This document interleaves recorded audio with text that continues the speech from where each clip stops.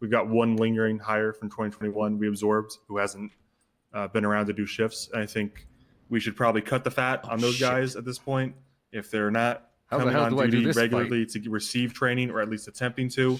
We should probably just cut them off and they can reapply at a later time. Diversity hires, that's kind of the biggest problem here.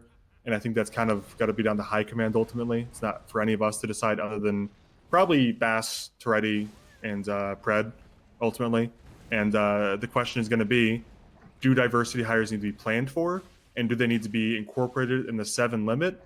Or do they fall outside it? We all have to just live with it. Because ultimately, that seems to be the crux of the issue, is that most of the diversity hires are picking LSPD, and it seems like LSPD is hiring too much, and they're not keeping track, when in reality, they probably are hiring a little bit too much and a little not keeping track, but most of it is diversity hires. So the reality is, I think Bass probably needs to go talk to Toretti and Pred and figure out what the move is with diversity hires. It's on his way right now.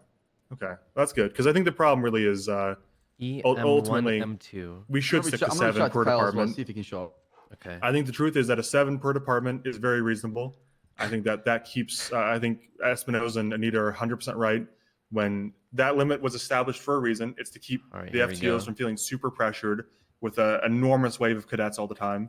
And without that, it's just going to burn out all the cadets, like Bundy said, across the board. You hire 20 people, FTOs are going to feel overwhelmed and stop doing as much. So we should stick to 7, and people should accept blame where there's blame. But ultimately, you guys should probably just work out how diversity hires